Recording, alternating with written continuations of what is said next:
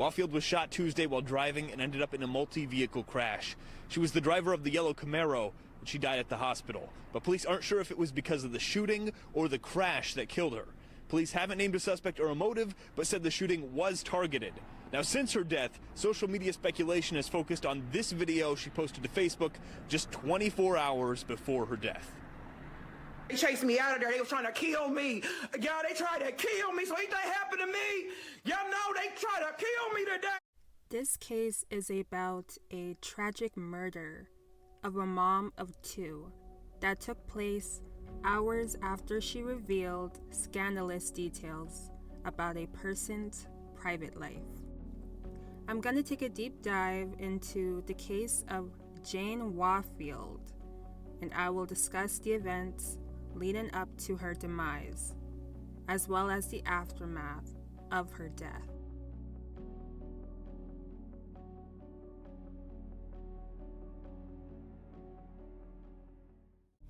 On February 18, 2020, an Indianapolis woman died in a shooting and crash on the near northwest side. The shooting happened after 9:30 a.m. near the intersection of Lafayette Road and West 30th Street. Onlookers claimed the driver of a yellow Camaro was speeding down in Lafayette and slammed into a blue car. And it was discovered that the woman inside the Camaro had been shot before the crash.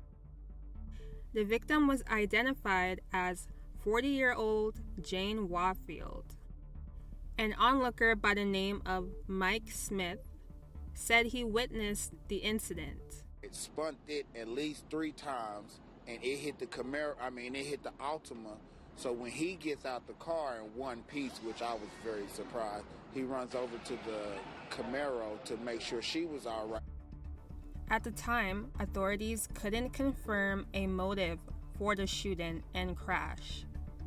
However, it was brought to light that Jane had posted many provocative social media messages a couple of hours before her demise.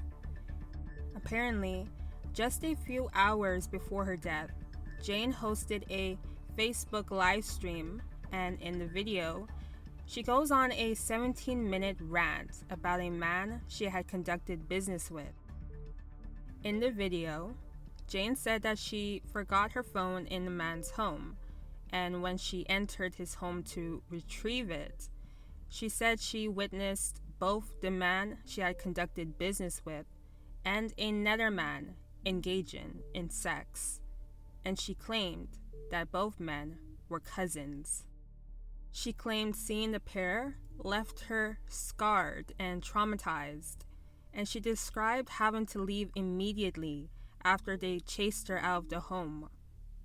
She also mentions that she decided to extort the man and demanded 5 bands, or $5,000, to keep her silence. But after he failed to send the money, Jane then went ahead with the Facebook Live video and shared the man's name, which was Jamil Carter Sr., alongside his picture and employment. In the video, Jane also explained that she feared for her life. And before she ended the video, Jane said that if something were to happen to her, the man she was extorting was to blame. Ultimately, Jane was discovered dead hours later. Jamil then went on Facebook to clear his name, saying, "You really find out who is for you when they hear some stuff. It's always the first side of the story that gets believed. If you listen to the story of me supposedly effing my cousin and you believed it, thank you. I wouldn't have known how fake you were had not this happened. First of all, I don't know her, never dealt with her. Second, wasn't school out yesterday? President's Day, right? So where in the hell did the school bus come from?"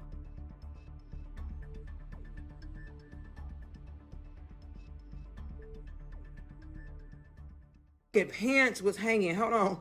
God, wait a minute. Listen. I've never seen such. Thank God for the people that were outside and kids. They had to stop at the door because they got the top of apartments. They got the little hallway. They had to stop at the door because there were kids and getting out of school and stuff. And people outside, thank God. 3. Now y'all are putting my name in on her death. Like, what is it y'all want from me? Y'all speak when you see me, then turn around and slander me. I'm gonna say this. Make my name taste like stuff, then you speak it. I don't owe y'all anything. No explanations. If anyone has something to say about me, where you at? I'll pull up. Some commentators took to Twitter to express their opinions on the events that transpired, with some tweets discussing the importance of minding one's own business. One Twitter user said, "Jane Warfield was a lesson on minding your business. You never know how people will react when you attack them publicly and try to extort them. It's just mind-blowing that she was 40 years old making a video like that. The mind of a 15-year-old trying to bully someone." Another said, "This is a rough lesson that I wouldn't wish on anyone, but may she be a lesson to so many women who think it's okay day to screenshot and expose people. Listen, we don't have to do God's work. He told us what's done in the dark will come to light." Although police hadn't revealed a suspect or a reason behind her death, a number of social media users blamed Jamil, whom Jane exposed on Facebook. But from what was gathered, authorities have never viewed Jamil as a person of interest, and they have never officially arrested or charged anyone for her killing. But strangely enough, the story does not end here. According to news reports and an online obituary, Jamil too had an untimely demise, which has yet to be solved. Apparently, 2 years after Jane's death, 41-year-old Jamil was discovered fatally shot on October 6, 2022, in a residential area on the west side of Indianapolis. And we start it forward with breaking news today. Metro Police are on the scene of a third deadly shooting in the last 24 hours. Thanks so much for joining us today. I'm Dan Spieler. And I'm Max Lewis. This is the latest deadly shooting that happened around 2:15 this afternoon over on the city's near west side on Holmes Avenue. Officers arrived to a home there and found a person shot. They were later pronounced dead. Police are still in their investigation and say they don't know what led to this shooting. I would encourage anybody, if you were in this area before the 2 p.m. mark or after the 2 p.m. and you saw something, please give our homicide investigators a call. You can do that by dialing 317-327-3475, or you can always remain anonymous by dialing 317-262-TIPS. Right now, police say they have no suspects in custody, but they do not believe there's an active threat to the area at this point. As you just heard, if you know anything about this crime, you're asked to call Crime Stoppers. As always, that number, 317-262-TIPS. Based on the facts of the case, Jamil would have had a perfect motive for silencing Jane forever.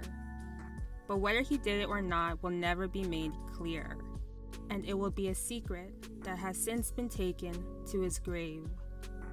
On the other hand, nobody has the right to out anyone, and when you openly admit to blackmailing somebody, it does show the kind of person you are, and leaves room for possibilities that this may not be her first time blackmailing someone, and this could mean she made a lot more enemies. Whether you see this as retaliation or karma, no one deserves to have their life taken from them. Jane left behind 2 daughters who, sadly, now have to live without their mom. That is all for now on this case. Who do you think murdered Jane Warfield? Was it Jamil? Or was it someone else? Let me know your thoughts on it. Please don't forget to like, comment, subscribe, and share this video if you want. Your support is greatly appreciated. and I will see you next time on Melanin Mysteries.